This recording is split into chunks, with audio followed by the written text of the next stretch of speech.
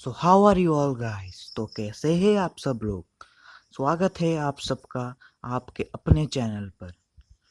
तो आज हम बात करने वाले हैं एक ऐसे मेरा मतलब स्थान के बारे में जिसका नाम सुनते ही लोगों के कान फट जाते हैं। तो बिना किसी बकचोदी के शुरू करते हैं आज का एपिसोड। तो आज हम बात करने वाले हैं राजस्थान के भंगार फोर्ट के बारे में। अबे वो भंगार नहीं, भानगढ़ है, भानगढ़। अच्छा, भानगढ़ फोर्ट के बारे में। तो हुआ कुछ यूं कि इतिहास के पन्नों को रगड़ने के बाद हमको ये पता चला कि भानगढ़ फोर्ट पे एक बहुत खूबसूरत सी रानी रहती थी जिसका नाम था रानी पद्मावती। अबे वो पद्मावती नहीं, रत्नावती थी। अब रत्नावती। ओ अच्छा, तो भानगढ़ फोर्ट पे एक बहुत खूबसूरत सी रानी रहती थी जिसका नाम था रानी रत्नावती। वो हर रोज तेल लेने आती थी बाजार। समझ रहे हो आप, रानी खुद आती थी बाजार तेल लेने, वो भी हर दिन। अबे लगता है नौकर के पैसे बचा रही होगी, भुखमरी का हड़ताल चल रहा होगा। खैर, वो हर दिन बाजार तेल लेने आती थी और अपने महल जाकर उसे लगाती थी। तो एक दिन उस इलाके के एक शैतान तांत्रिक की नजर रानी पर पड़ी तो मानो उसके सारे सोए हुए अरमान जाग गए। वो सोचने लगा, साला कभी तो इतना मजा नहीं आया, तंत्र मंत्र करते हुए सालों हो गए, रानी को घूरने जैसा मजा तो कभी भी नहीं आया। तो कुछ दिन घूरने के बाद तांत्रिक के मन में रानी के लिए प्यार की भावना जाग गई।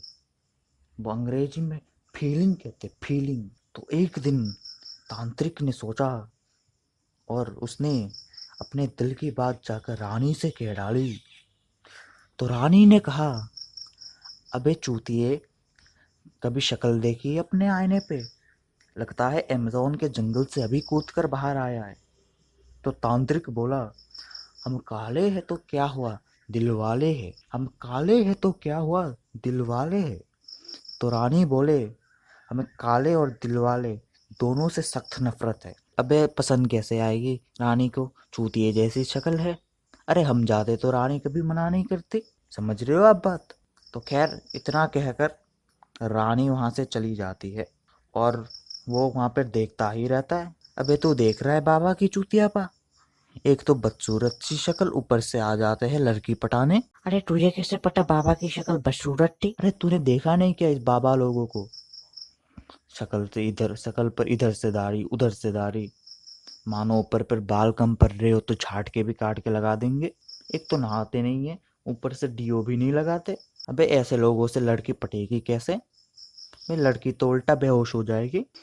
तो खैर, वो भी वहां से चला जाता है और फिर उस शैतान तांत्रिक के मन पे एक प्लान जाता है, प्लान जिसके अनुसार वो उस तेल लेते जिसके अनुसार वो उस तेल लेने वाले दुकान पर जाता है और उस रानी के लिए बनाए गए तेल पर अपने झंड विद्या से उस तेल को श्रापित कर देता है। अबे उसने जो झंड विद्या सीखी थी ना, वो किसी तो काम आया, कम से कम।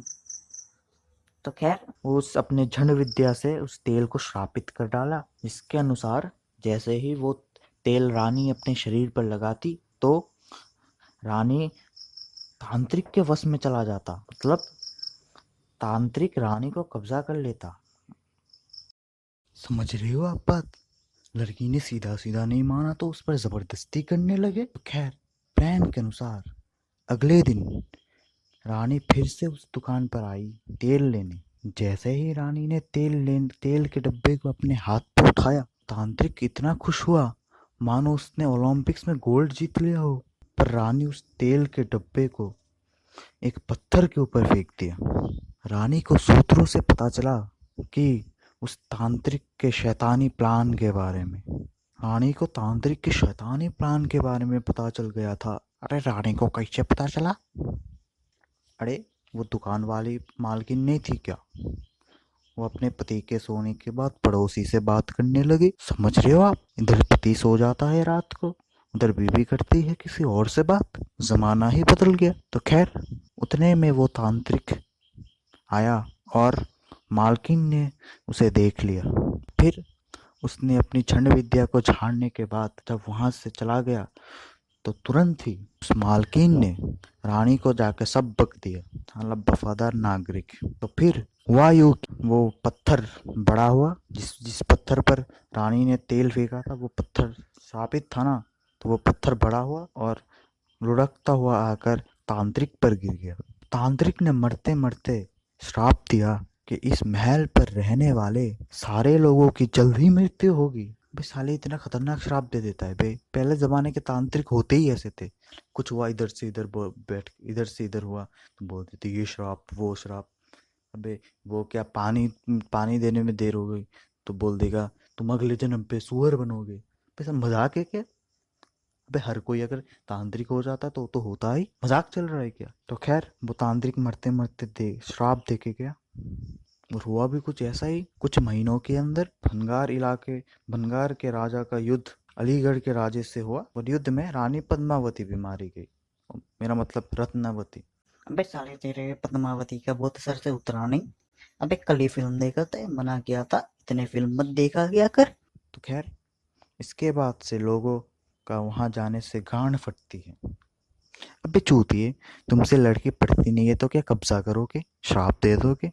वो तुम्हारी नहीं हुई तो क्या किसी की नहीं होने दोगे?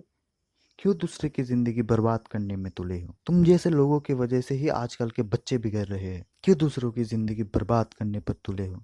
कुछ कहते, कुछ कहो तो बोलते मानो प्यार में पागल हो गए हैं। तो आज के लिए बस इतना ही। अगर आपको वीडियो पसंद आया तो लाइक शेयर और कमेंट ज़रूर करें और नीचे दिए गए लाल सब्सक्राइब बटन पर गांड मारे या झंड, कप मारे या प्लेट, कुछ भी मारे परंतु उसमें क्लिक हो जाना चाहिए। और साइड के घंटी बटन पर लात मार के ज़रूर जाइएगा। तो मिलते हैं आपसे ऐसे ही किसी अगली वीडियो में। तब तक के लिए धन्यवाद।